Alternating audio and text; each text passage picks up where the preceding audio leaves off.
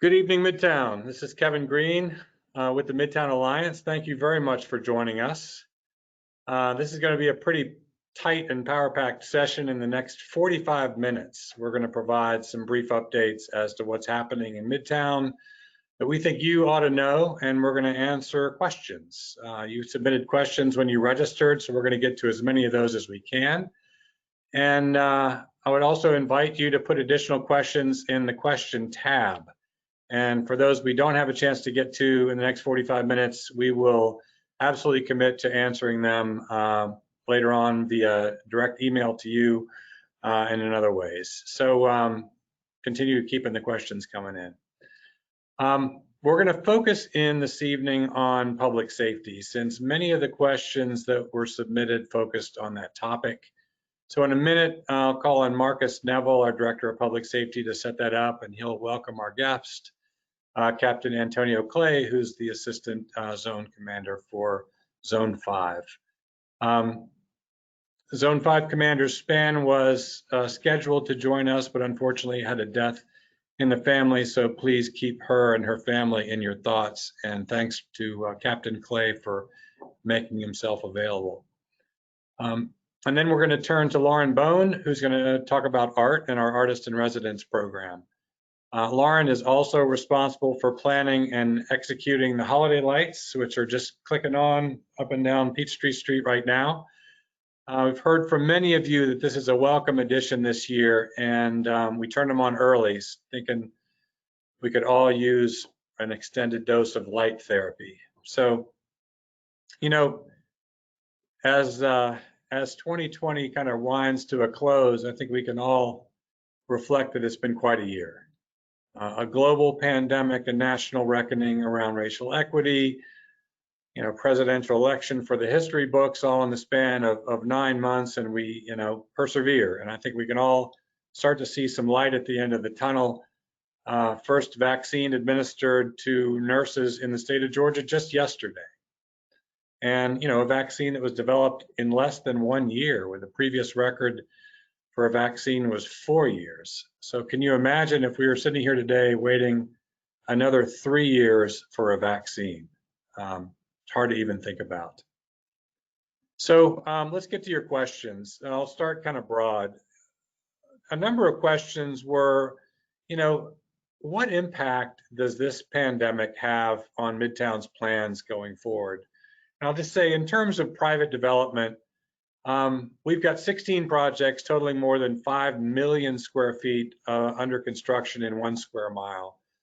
And so the velocity of those new development projects have slowed a bit. It's pretty easy to hit the pause button in this environment.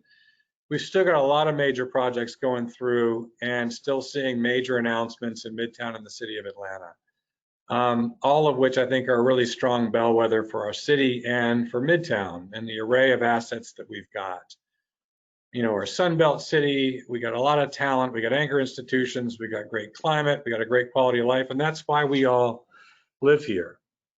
In terms of our programs, we're going to continue to focus on what we've always focused on, which is a safe and attractive urban environment, great walkability, high quality choices for ways to get around and things to do.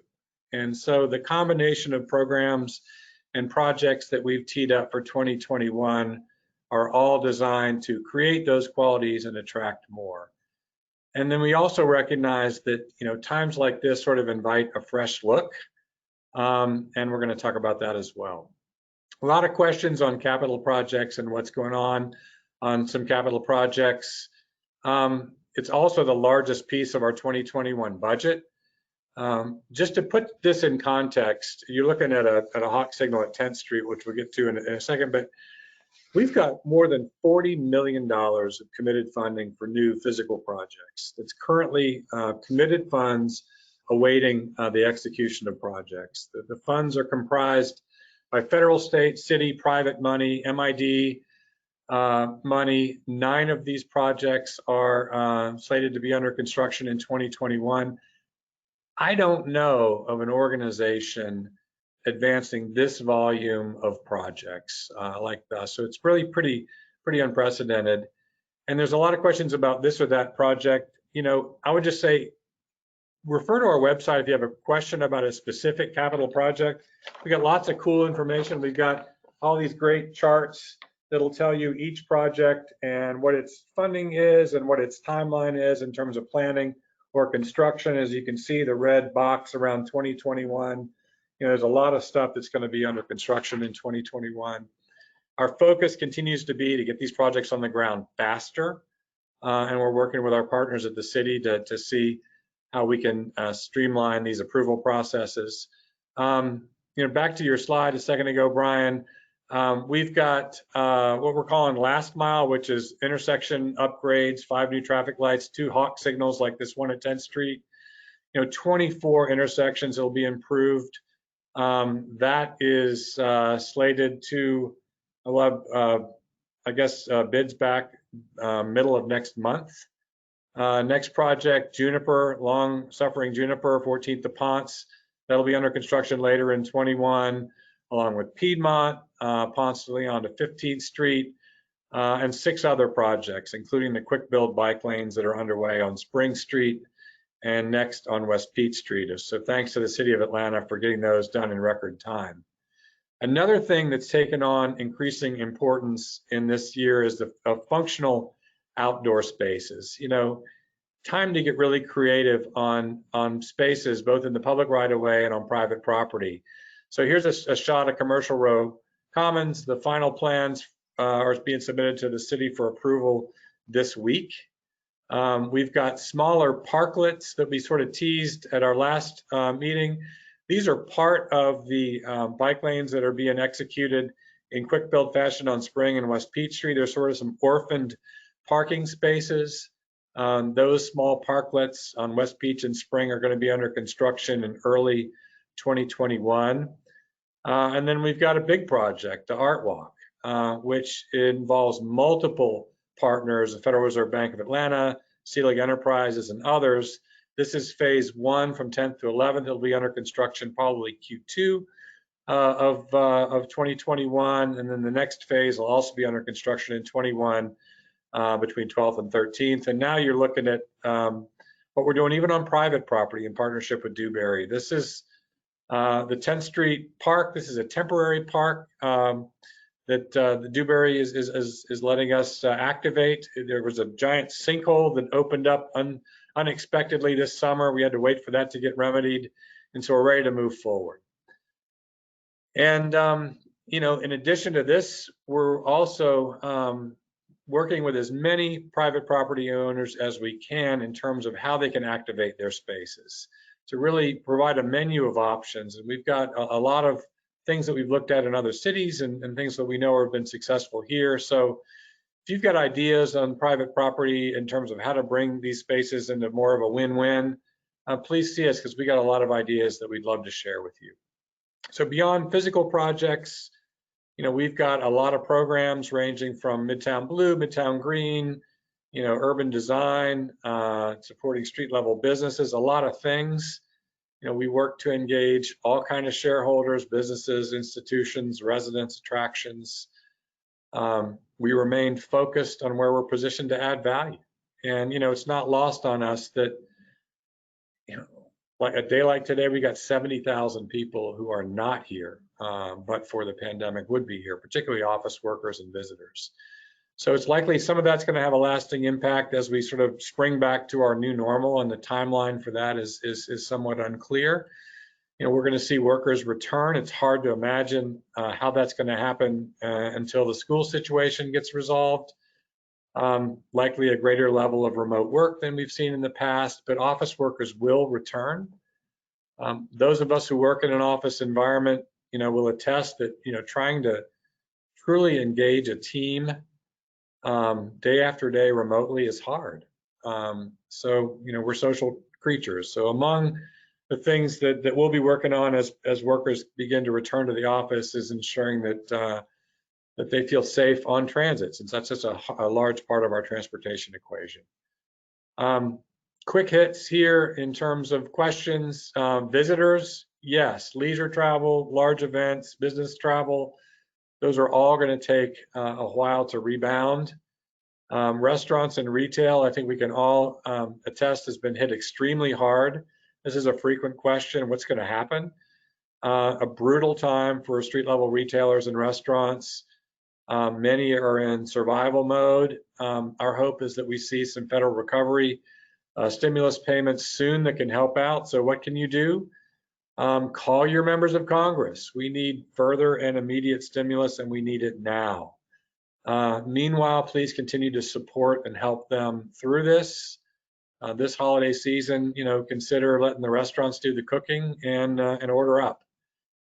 So far in Midtown, out of about 140 restaurants and retailers, we've lost 8 restaurants to permanent closure. During that time, since March, we've also had 5 reopen. But we know that with winter weather makes it much more difficult to dine outdoors, and that's going to be tough. Questions about the outdoor dining ordinance that passed council. By the way, thanks to City Council for the increasing flexibility on that. Obviously, it's cold now, but that's going to come in handy as temperatures moderate. You can now expand into the public right-of-way, sidewalk, furniture zone, parking lanes in front of restaurants. You just got to provide a plan where furniture is going to be placed. The Atlanta DOT will approve each one in terms of sidewalk clearances. There's no fee. You got to provide liability insurance along with an indemnity to the city. And there's limitations on hours. We'll post a one-pager on that as well. And we all recognize the vital importance of a vibrant street level in an urban environment. And you'll hear in a minute from Lauren how we're going to work to adapt some vacant retail spaces in 2021 as a win-win and get an artist into some of these spaces. Reaching into our grab bag of questions, and I'll close here in a sec. Midtown Connector Project. Recall that there was a public information open house that was held in August. About 4,000 people participated in that. They're now entering a phase in the feasibility study process where they can engage in really a more robust community conversation. So look in January for a more public rollout and an interactive website on that project. So stay tuned. Homelessness, I'll mention in closing. I'm sure that Marcus and Captain Clay may touch on it. It's worth noting that within the city of Atlanta, we've got one of the largest housing pushes ever. City of Atlanta, along with Partners for Home, almost $25 million allocated with a goal of providing housing to 800 mostly chronic individuals, initially focusing on larger encampments. These are market rate housing units. The biggest challenge is getting landlords to lower barriers and allow individuals to become tenants who may have a criminal background or a history of evictions. It's a real opportunity like I've never seen before in terms of how to energize a housing first strategy to address a long-standing problem. So if you're a landlord and you have any interest, please contact us, contact Partners for Home. It's a great program. And with that, let's turn to public safety. And it's certainly an issue that's having its moment. Not unique to Atlanta.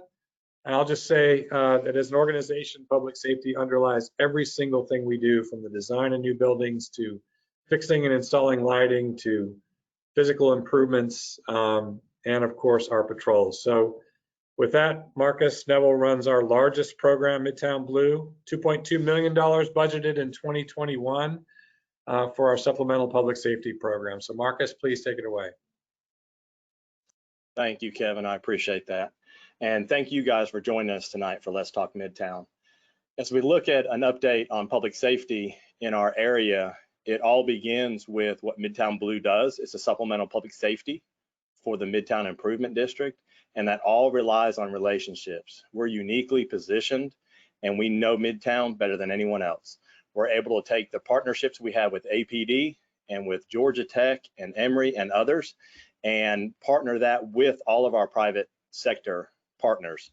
We take the needs that you guys have out there, we reach out to all the entities that can help us supply the solutions and put them to work.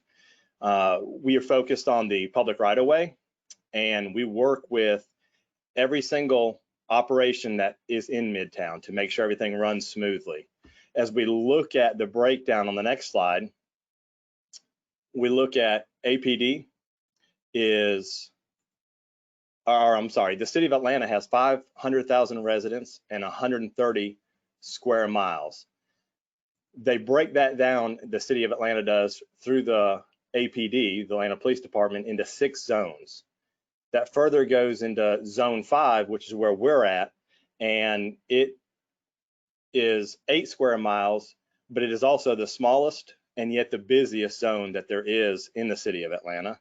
And then inside that area, we see the next slide shows what Midtown is. The Midtown Improvement District has 18,000 residents, 82,000 daytime workers, as Kevin mentioned, pre-COVID, and then 1.2 square miles. Most of our, or almost all of our work is inside that area. We work outside of it to bring other entities to bear in this area for training.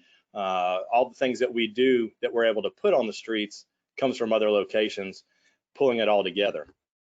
Our role on the next slide, our role is the public right-of-way. We deal with the streets and the sidewalks and making sure everybody's walkability and able to be on the street and be safe and feel like you're secure. That's our focus. Now, we work with the private sector, and we usually have basically what we call a letter of authorization. It's private property giving us the ability to go on their private property. We typically work from the sidewalk to their building and help them with everything that occurs in that area, from criminal trespass to annoyances. And our focus typically is on the quality of life issues, but it's not only the quality of life issues. Our public safety officers, as well as our Midtown Blue APD officers, are always focused on the crime that is occurring here. As we look at everything that we encompass and what we cover, from the bike lanes to securing the parking decks entrances, we want to make sure that we're out there working all the avenues with our private partners. We do parking lot and parking deck assessments. We do entranceway assessments. We coordinate, if somebody needs it, with APD to come and do assessments for properties. And as we look at the next slide, our public safety program has many layers. We have the most robust that we're familiar with program in the Southeast United States, we feel. And as we look at our wall of monitors in this slide, we have almost 150 different camera views just in the Midtown area. We literally will take all the crime, all the times, all that are occurring and where they're occurring. We'll analyze and break it down, and we'll allocate our resources based on that, working with Atlanta Police Department. In a minute, when we get to the crime updates, our greatest partner by far is Atlanta Police Department, and we have to say a big shout out to them continuously. Without them, it's hard for us to reach the goals we're trying to reach, and they're always very active with us. For us as Midtown Blue, one of our strongest programs that we have in trying to deal with our quality of life issues is our homeless outreach program. We are very active in, first of all, treating all the homeless people with ultra respect, and then secondly, trying to get them off the streets and get them to a location where they get documentation, get jobs, get the medical treatment they need, as well as get off the streets of permanent housing. With that, I'd like to go ahead and introduce Captain Clay. Captain Antonio Clay is the Assistant Zone Commander for Zone 5, and he is very active in our area and is a great partner for us. We always are in contact with him and with Major Span. We have a great relationship where we talk pretty much daily, and it works out being a great relationship, as I stated. And as we go into the first questions, Captain Clay, if you will, first a little word about you and your zone, and then just if you'll start with an update on crime in the MID. All right, we'll do. Well, first, thank you for having me, and thank you for everyone who is joining us. The good news is it's only 17 days left in 2020, so I'm very excited about that. And to say Zone 5 is the busiest zone it is, we consider ourselves the heartbeat of the city. As far as crime goes, Atlanta, just like other major cities throughout the country, is experiencing an increase in crime. Mainly for us, car break-ins, ag assaults, and our homicides are also up. There isn't just one issue that's contributing to the uptick in the crime, but a combination of a few. The impact on COVID-19 on the criminal justice system, with the courts being closed, the jails being closed, also morale dealing with our families because we're not immune to the COVID-19, and also the civil unrest, just to name a few of those issues that made the uptick in crime go up. We recognize the problem and we're focused 100%, Marcus. Just wanted you to know that. So what are we doing for our new normal? Well, we're expanding our partnership with our federal law enforcement agencies to target those violent fugitives. We're focusing on gangs and, of course, the hot topic, our street racers. We're deploying special units to crime hotspots throughout the city, especially Midtowns. Those will be our mounted patrol officers, our motors officers, our community-oriented policing officers to enhance the police presence and also the enforcement as our courts start to open up. We will continue to educate our community with our See Something, Say Something campaign, our Clean Car campaign. We also have Coffee with a Cop coming up very soon on the 29th. I'll make sure you get that invite, Marcus, so you can invite all the members of Midtown to ask us some more questions. And we will continue to work with organizations like the Midtown Alliance. We love this partnership and we'll continue to grow on it. But as we get to our new normal, I think we're in a better space as the vaccine is coming out. The courts are starting to open up. So hopefully we'll see a decrease in crime throughout the city. Thank you, Captain. As we go down the different topics that have come in by question and make sure we cover them, before we go to the first topic, on the general update, what's our #1 crime in the MID and the city of Atlanta? Oh, the #1 crime is theft from vehicles by far. I think we're over 2,000 theft from vehicles so far this year with only 3 weeks to go. So, and it's the holiday season. So we would ask everyone to focus on the Clean Car campaign. Do not leave valuables in your vehicle while you're shopping. Because while you're inside the stores or mall shopping, the bad guys are in the parking lot shopping your cars. And what happens is if they find valuable items, they return to those locations. So if you're in your neighborhood, please do not leave valuables in your vehicle. In handguns, we have over 1,000 handguns stolen to date throughout the city, not just Zone 5, but all our zones. So that would help a lot. Absolutely, thank you. And I know for the MID specifically, we were actually sitting pretty well until about a month and a half to 2 months ago on larceny from vehicles, and we were actually down about 15%. The last month and a half has been very rough on the MID for larceny from vehicles or entering autos, and now we're still down 3%, but they are tearing us up. So if you guys can help us out there, anything of value, literally a phone charger is target enough to break a window and grab. So anything of value, please hide, put in the trunk, get out of sight. And then the other big issue we see right now is the auto thefts. Right now, auto thefts have increased greatly in the MID. We are 149 stolen cars and up 24% over last year. So please make sure you do not leave your cars running and leave them double parked or in on the street to run inside somewhere. Most of our thefts have been occurring, 80% are from those leaving it running or leaving the fob in the car. And we're seeing that in the MID routinely, especially with those who are doing Uber Eats or DoorDash. They leave their vehicles, run inside to come back out. There's no way to deliver the food because the car's gone. Yes, that is correct. Go ahead. Go ahead, Marcus. Yeah, just to your point, just last week in Zone 5, we had 31 vehicles stolen. Out of those 31 vehicles, 80% either the car was left running, like you said, with Uber Eats or Grubhub, or the vehicle was left with the keys in the vehicle. And we have individuals who may ride scooters and they actually lurk those areas just waiting for the perfect opportunity to get the perfect car that they want to drive around in and commit more crimes, not only in the Midtown area, but throughout the city of Atlanta. So thank you for that announcement. I appreciate it. Absolutely, thank you. As we go to our second and main, our first real topic after the overview, if you'll tell me about the nightclubs in Midtown and the increased activity and violence surrounding those in general. All right. Well, as you know, the city shut down for a moment earlier in the year, but in the Zone 5 space, the Midtown space, we kind of remained slowly open. Our clubs, restaurants, and bars were still entertaining. We had guests coming from Chicago, Alabama, Tennessee, Florida, just everybody coming to the Atlanta area to celebrate birthdays, album release parties, and things of that nature. So you have a different group of people just coming into the city on the weekends just to party at the nightclubs. And when alcohol is involved and words are exchanged, we did have an uptick in those violent crimes around those spaces. So what did we do in Zone 5? The first thing me and Major did was we met with the owners of those clubs, the managers, their lawyers, and also the community members like Marcus to just talk about their security plans in their space that we share, because we are a community and we all want to work together. Most of those owners, they adjusted their security plans. They hired more off-duty officers.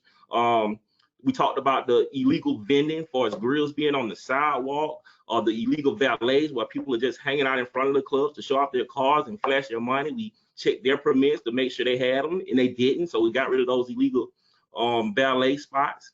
And also we have our officers now. We actually do inspections on those clubs from our Zone 5 officers. We train them up with our license and permits units to go out and do those inspections for us. And we also do undercover details in those clubs to make sure they're in compliance and make sure they have those permits. And since then, we have seen a decrease in those violent crimes around those areas. Knock on wood, New Year's Eve is coming and everybody's advertising a New Year's Eve party at bars and clubs and restaurants in the Zone 5 space. And I was going to touch on that just a little bit more, as far as we have a lot of questions about the increased violence and aggravated assaults and the shots fired in the general area, specifically surrounding 10th Street and Spring Street. And Captain already mentioned that a lot of these perpetrators and victims have been from out of town. There was 6 shootings in the general area, and I say shots fired, not shootings. And 3 of the shots fired in that general area in a 6-week time period around September, October. There was 3 victims that were from Alabama, New York, and Chicago. So a lot of the people come into our area because we're the only clubs open after June 1st. So we saw a lot of increased activity, and the captain's absolutely correct. It has slowed down a great deal in the past month. As we look to the second topic, if you can tell us more, you mentioned it during the overall, but if you'll tell us more about street racing and let us know it's more than just the street racing itself, it's loud mufflers, it's noise complaints. What is the activity level for APD, and what are you guys doing to address that in the Midtown District area? Well, this is another one of those things that happened because of COVID. And Atlanta is known for its traffic, at least it was before COVID, but I find myself wishing traffic come back just to get rid of the street racers. But they took full advantage of this opportunity and they just were emboldened. There was nobody on the street. So they got the lanes and they blocked it off, and it was just an uptick in the street races, and it's grew and it's grew. So the department, we came together with a plan. We have our hit unit focused on street racing for the last 4 weeks. And in the last 4 weeks, well, in the last 2 weeks, I have some stats here I just want to read off to you guys. We used over 100 officers. We wrote over 300 citations, which includes 60 for loud exhaust, 30 hands-free tickets, 40 speeding tickets, 6 lane drag tickets, and we made 7 arrests. And that's just counting the people who were able to stop. So with that said, it's not just street racing, because it's a lot of modified mufflers out there. That's why I wanted to highlight the loud exhaust charges, because street racing and loud exhaust kind of got merged together, but they're really 2 separate things. So late at night, if you're on Midtown or on Peachtree or Spring and you hear a car go by with a loud exhaust, that's not street racing. That's just somebody showing off real quick that they have a modified muffler. So we're charging those individuals. And you may ask, why do we write the hands-free tickets and the speeding tickets? Because that's probable cause to stop people in those areas where you have the street racing, because now they take the tags off their cars, so we can't use our LPR system. So we just want to make it uncomfortable for the street racers to come into the Zone 5 space. And I'm really happy and excited about what we've done so far. Thank you. And I know those interested out there, Midtown Blue does not have the ability to stop vehicles. So when it comes to street racing, we're absolutely responsive. Once we get a call, we respond to the area and we try to assist APD, but we cannot legally stop vehicles. We don't have the authority to pull somebody over. Once they're stopped, if they make that mistake, we can address it 100%. But we try to assist by recognizing on our camera system, taking the call and responding with the APD to respond to it as quickly as possible. It's episodic and spontaneous, so it's hard to respond quick enough to get there. They usually leave the area by the time we're able to respond. As we move Real quick, Mark, before we go, I just wanted to highlight a part that I forgot. We also focus on those main organizers of those street racing crews, and we made some arrests. So we follow them on Instagram and Twitter and their Christian Mingle or whatever else the case may be. But we are focusing on those organizers also. So that helped out a lot. Go ahead, Mark. Thank you, thank you. As we go to the next topic, a lot of people are worried about the quality of life issues we're seeing out there. We addressed our homeless outreach program, but during this pandemic and the jail releasing people during the beginning of the pandemic, them not taking a lot of the quality of life arrests that can be made, some of our societies become emboldened and they absolutely refuse to comply, being asked to leave a certain area or follow some of our norms, not drinking in public, etc. How has that affected APD, and what is APD doing in reference to that? Wow, Marcus, that's a great question. And it was very challenging at one point. I mean, I give you a prime example where we had a young lady who would just take her clothes off and run down Peachtree Street naked. She's been arrested over 40 times. I mean, it was one case we arrested her 3 times in one day. So it has been challenging. So for the people who are drinking in front of the store or hanging out, things of that nature, all we could do was give them a citation.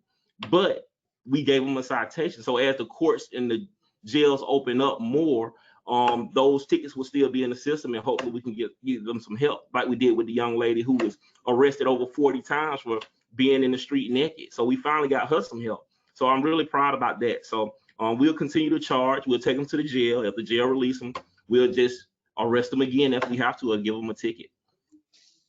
Absolutely, thank you. And I know that young lady, 3 times in one day that you mentioned the arrest, twice she got out, morning and afternoon, was for signature bond. Finally, it was recognized that it was a repeat on the same day, and they held her for a while. Now she's in the system, and as you mentioned, she is part of what they call the homeless court, and she's getting special attention. She's getting some attention for her, basically her drug addiction, what she feeds while she's out there and committing the crimes that she's committing.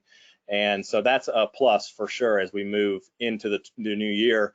We also know that the jails, we believe, are going to be opening back up and taking more arrests for quality of life issues. That's in the process. We're working toward that with the sheriff's office, and we feel like it should start in January, and we should see some improvement after that. Last, really quick, is curb enforcement.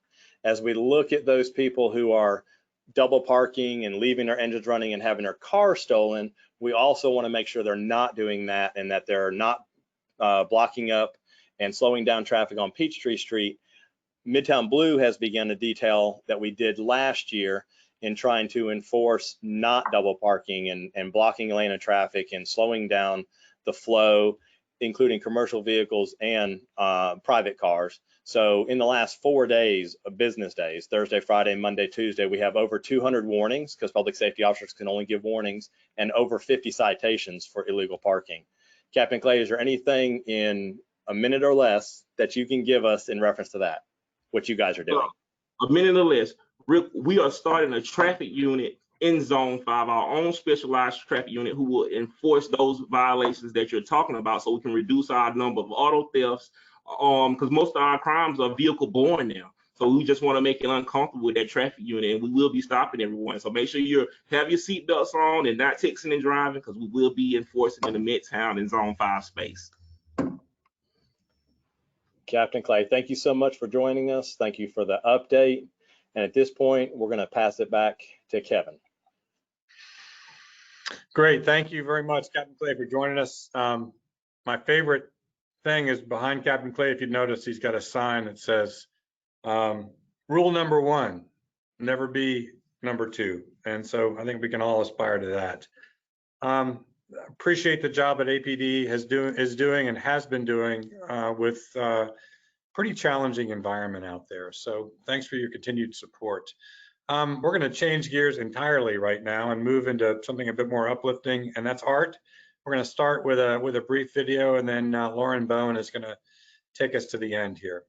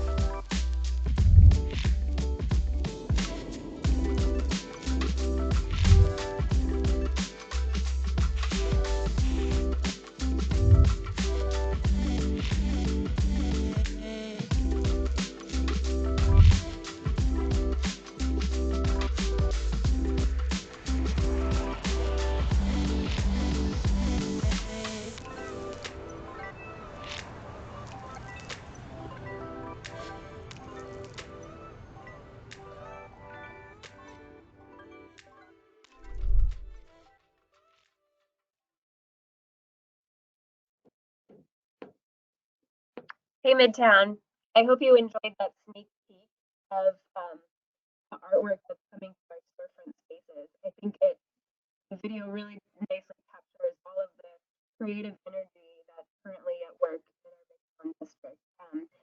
And so this initiative marks 7 storefront installations that will be coming online as soon as next Monday, December 21st. But it also kicks off a larger program called Midtown Heart of the Arts. And so, although Midtown Alliance has executed public artwork before, Midtown Heart of the Arts is different, and it is commitment, and it's a commitment to be targeted and intentional about the way that we support the creative arts community in Atlanta, and in doing so, creates artwork for our ground level spaces in Midtown, and creates a palpable sense of an urban environment that is just steeped in art on a daily basis. So we have big plans for this program, and we're excited to kick it off with these 7 storefront installations. So first, we want to thank our founding partners who shared this vision with us and who are generously hosting artwork in ground level spaces. Thank you to Atlanta History Center, Cafe Agora, Madison Marquette, Hines, and Coral Realty. These installations just simply would not be possible without their support.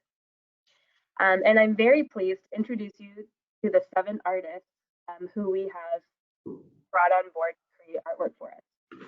Fabian Williams, Haley Patton, Tioma Hall, Amanda Fing Bodicapia, Melissa Huang, Janiqua Gay, and Kristen Wolford. All of these artists are hard at work creating original work for our district, but we wanted to share some samples of previous work that they've done. I think it really gives you a sense of the variety of different styles they'll all be bringing to artwork in our district. All artists are going to be responding to themes of hope and resiliency and working within Midtown's bright and colorful branded color palette.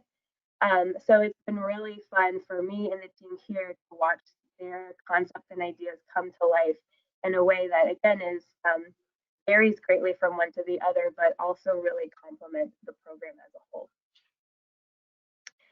So 4 of these installations will be revealed next Monday, December 21st, and 3 more will come online following the turn of the new year. So also in 2021, we're going to continue to work with interested property owners who would like to transform their vacant spaces with beautiful artwork like what you just saw. But we'll also be advancing another thread of this program, which is the artist residency program, and taking spaces that are underutilized and hard to lease and turning them into actual studio spaces for artists to work in. So the image you see on your left is Colony Square, and we've already recruited North American Properties as a partner for the artist residency stage of our program. So stay tuned for more information there. And the vision really of this is like the image you see on the right, and this is an artist residency space that Cousins has at the Promenade 2 building. And of course, the artist in the picture is Chantel Ritter, who is the creator of the Atlanta Beltline Parade, and of course, the Midtown Owl Parade, which was created as a product of her artist residency at the Promenade building. So Chantel really said it best when she said, when you support artists in your community, you get artwork for your community. So that's exactly the goal and the idea of our program. So please stay tuned for much more information to come on these artist residencies that we will be coming online all throughout our district. But in the meantime, we really hope that you'll sit out and enjoy the storefront installations along with holiday lights and everything that our district has to offer this holiday season. We have been really intentional in co-locating the installations in close proximity to each other, as well as our holiday lights. And other members on the Midtown Alliance team have been coordinating with retailers and restaurant owners in our district to offer specially themed offers on the Midtown app. So for example, Dancing Goats will be providing buy one, get one hot chocolates. So you can stay warm while you peruse around the district with other members of your pod. We'll also be working with Empire State South to create a package that is inspired by Kristen Wolford's work, since he'll be in the same building. So that's a really exciting blend of visual artwork that's coming to Midtown and the culinary arts that, of course, Midtown is so known for. So please check on your Midtown Alliance app on Monday for these offers and much more to come. And we just hope that you enjoy exploring the district this holiday season. Thank you. Thank you, Lauren. And thank you all for joining us. We committed to 45 minutes. We recognize that Zoom fatigue is real. So if we didn't get to your questions, we're going to be answering each one. I would also commend you to sign up for our monthly newsletter. And then immediately following this webinar, as soon as it closes up, you're going to get a survey.